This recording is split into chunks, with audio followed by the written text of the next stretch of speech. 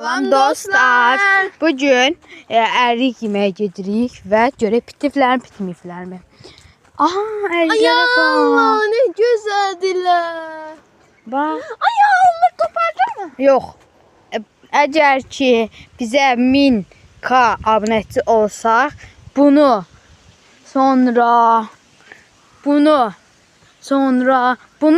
hamısını alıb ayağımızın altında əzəcəyik.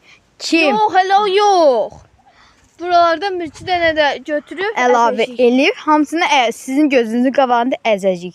Bunun Əgər ki kıymeti neçədir bilsiz? və biz buraya qoymuşuq birini də.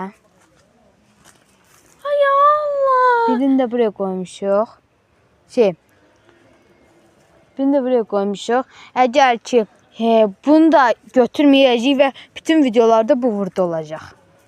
Əgər ki əgər 1000k olsa bunu alıb ayağımızın altında. Yapma. İndi yox. 1000k olandan Ha, sonra. indi dayandırmadan, video dayandırmadan biz geze yola çıkacağız. Buna söz verdik.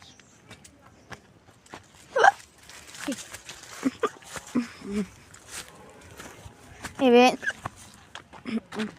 Yol tarifi göstermeyeceğim.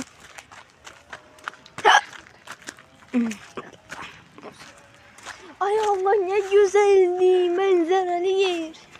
Bizim yerimizden başka hiç yer olabilmez. Çünkü manzarası çok güzeldi. Mağalar Bizim başına. çocuğumuz düşebilir ama. Ya bizi böyle görün. Biz çok uzunuz daha. Ona göre böyle. Uzun değil. Ben bundan tıklıyam. Ay. Şimdi ise evimize kaydı. Güneşe bak. Güneşe bakın. Her Ne şey, vuruyor? Vurma bize. hem size bunu çekmek isterdim bu manzarayı. İndi ise Çok güzel. İndi ise kaça düşüyoruz. Başıma kaç girmişti.